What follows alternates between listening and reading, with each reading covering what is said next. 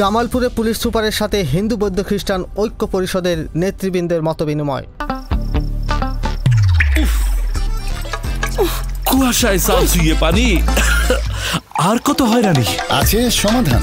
বসত ঘরে লাগাও আনোয়ার শীট, সারা ঘর থাকে শুকনা, সর্দি কাশিও থাকে দূরে। আনোয়ার শীট। সাম্প্রতিক সম্প্রীতি বজায় রাখতে হিন্দু বৌদ্ধ খ্রিস্টান ঐক্য পরিষদের নেতৃবৃন্দের সাথে মতবিনিময় সভা করেছেন জামালপুরের জেলা পুলিশ। বুধবার বিকেলে পুলিশ সুপারের কার্যালয়ে সম্মেলন কক্ষে police super Syed Rafiqul Islam PPM এর সভাপতিত্বে এ মতবিনিময় সভা অনুষ্ঠিত হয়।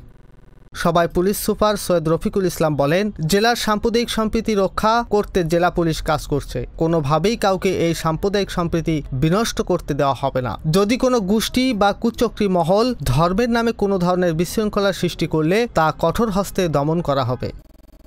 তিনি হিন্দু সম্প্রদায়ের জনগোষ্ঠীকে বলেন, আপনারা নিজেদেরকে আলাদা মনে না করে সব সময় সকল সমস্যা পুলিশকে জানান। পুলিশ আপনাদের পাশে থাকবে। জেলার সার্বিক পরিস্থিতির মূল লক্ষ্য হচ্ছে সাম্প্রদায়িক সম্প্রীতি বজায় রাখা। সভায় জামালপুরের অতিরিক্ত police super Mohammad Sohel Mahmud PPM, DIO Mohammad Rashidul Hasan, গোয়েন্দা পুলিশের ওসি মোহাম্মদ নাজমুস সাকিব, সদর থানা ওসি মোহাম্মদ ফয়সাল আতিক ও হিন্দু বৌদ্ধ খ্রিস্টান ঐক্য পরিষদের নেতৃবৃন্দ বক্তব্য রাখেন। জামালপুর থেকে রবিউল হাসান লায়ন, গণমানুষের আওয়াজ।